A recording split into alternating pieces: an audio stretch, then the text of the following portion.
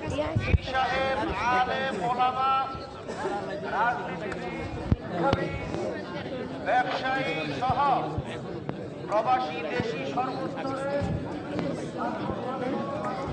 হয়েছেন। সকলকে যে কথা বলার জন্য দিবে এটা আমরা সমর্থন করি না।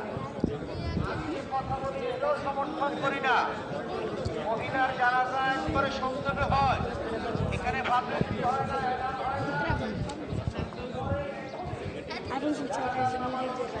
ইনশাআল্লাহ। আপনারা দোয়া করবেন।